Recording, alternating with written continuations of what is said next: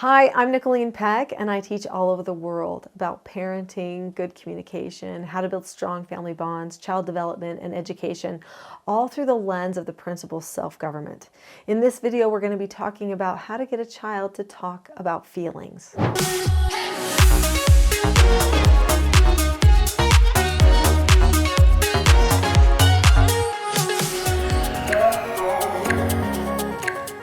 In this video, we're going to be talking about feelings. We're going to talk about what is going on with this conversation about feelings in our society, where we're missing the mark, and how to help our children really thrive when it comes to discussions about feelings. So right now, everyone's worried about mental health, and rightly so. There's a lot going on with mental health. I do think that trying to get a government to solve the problem with mental health, or even a school to solve the problem with mental health, is not going to really do the trick.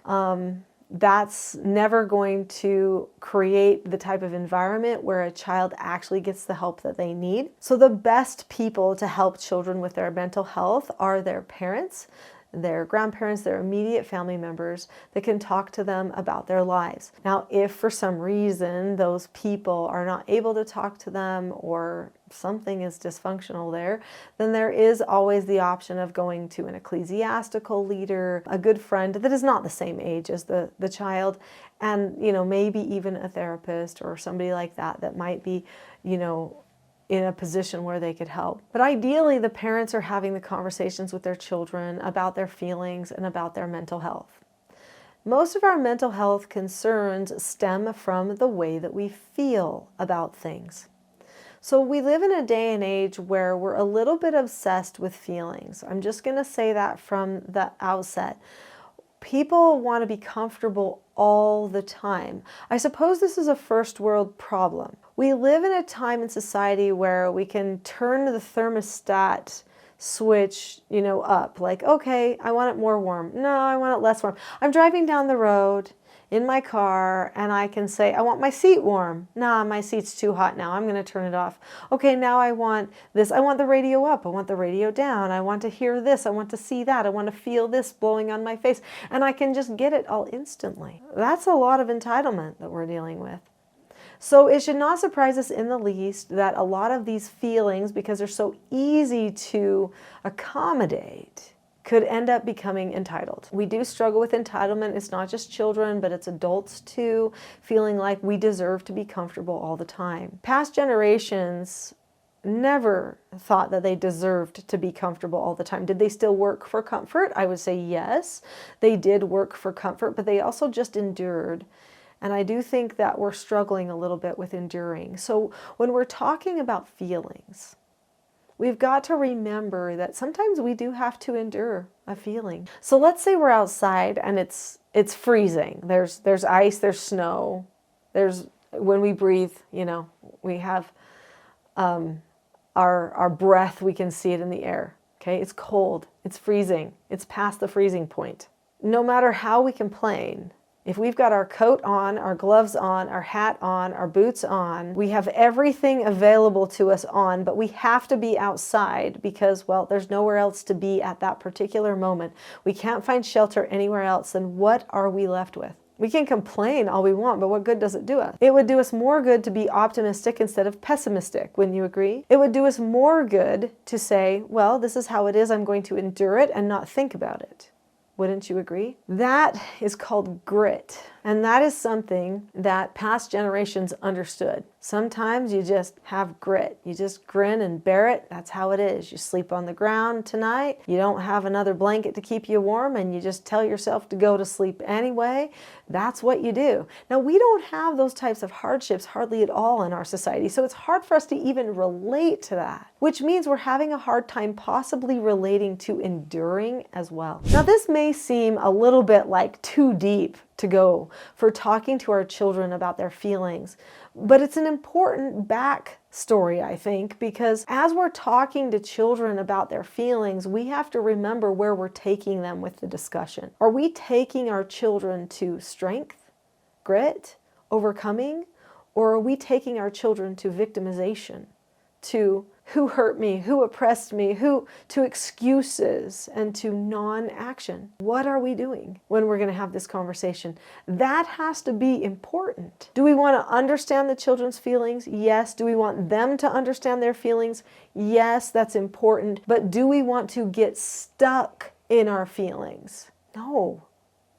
Why would we ever want that? I have a whole training on my website. So my website is teachingselfgovernment.com. I have a whole training on there called The Value and Mastery of Emotions. Talks about emotions, feelings, thoughts, how they all interplay together, and what you can do to guide yourself to be productive, but also to understand what's going on and to solve your problems when it comes to those things. So I do recommend going and taking a look at that at teachingselfgovernment.com, because there's no way I'm going to get to all of it here. But let's just keep going about how to talk to our children. So let's say we want to discuss feelings with our children. I'm probably going to start with some really basic feelings. I'm going to say, you know, we all have feelings. So sometimes I feel tired. What does it feel like when you feel tired? Sometimes I feel cold. Sometimes I feel hungry. Now, these are physical feelings, right? There's other feelings that are a little bit more emotional feelings, right? They're more tonal instead of physical. But I'm going to start with the physical, and I'm going to say, what do those things feel like? Then I'm going to say, okay, well, what does it feel like when you feel happy?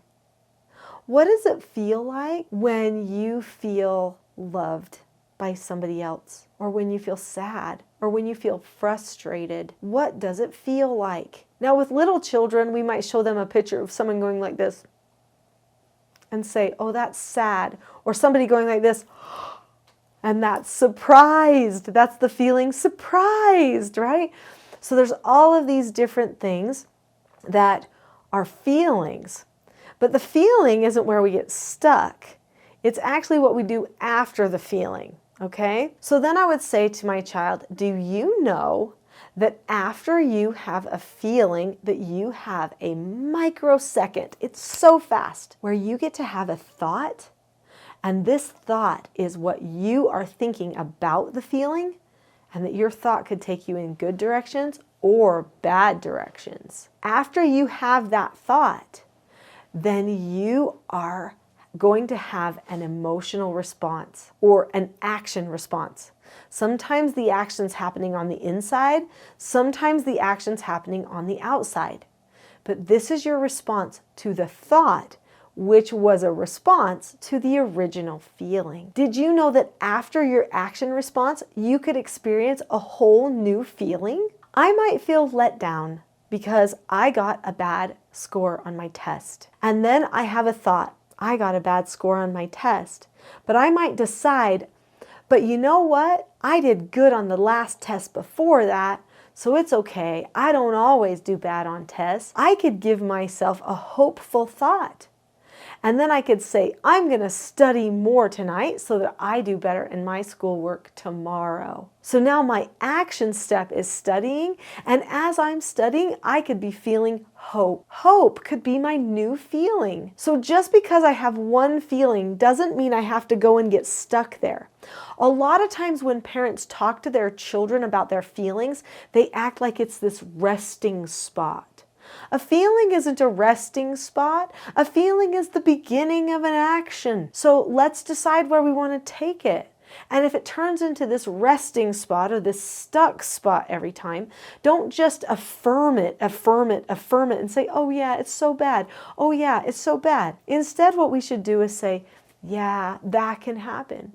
Let's think about what we should tell ourselves so that we can move on from here. So we want to empower the person to move forward, not get them stuck in one place. Our feelings are an important part of being a person. We need to understand what they're telling us. They give us messages all the time. But just because we get one message doesn't mean that we have to believe the thought that comes after it as completely true, or that we don't have any other options, because we do. We have the ability to choose. And if I were talking to my children, I would make sure they knew that they knew that they had choices, even if bad things happened to them or they had feelings that they didn't like that day. They have choices. I would empower my children, not just affirm them in all of the feelings. And I definitely would not open every conversation with, how are you feeling?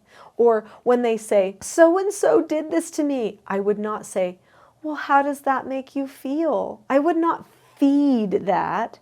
I would just say, oh, that can feel frustrating. I would let them know, you're frustrated right now. I wouldn't try to take them down a feelings hole. I would declare what the feeling probably is, and then I would help them come up with the thoughts that they're thinking that are leading them in the problem direction with their brain so that they can end up going in a better direction. This doesn't mean that I won't talk to them about anything. I absolutely will. I think parents should. But I also know that we can steer our children in a direction that makes themselves become disempowered, and I would never want to do that. So, there are so many skills of self-government that you can teach your child so that when they get the wrong sort of feeling, that they can tell themselves, no, I'm not going to think that. I'm going to think this instead. And then they can move themselves forward by giving themselves an instruction. A self-governed person can give themselves no answers, instructions, corrections. They can describe what's happening and know how to chart their course forward. I've just talked about one little thing with feelings, but there are so many more things that we can do to help our children learn to self-direct as they navigate their feelings, thoughts, and emotions. So don't just stop your learning here. You'll probably want to learn more about self-government, and I think going to teachingselfgovernment.com will be the best for you. There's books there, Parenting a House United, some of the children's books that teach children's skills, there's support groups, and there's the Value and Mastery of Emotion, as well as the full course that teaches you all the skills that you will need. So go to teachingselfgovernment.com and see what it is that you might need to help you navigate the feelings at your house. I'll see you there.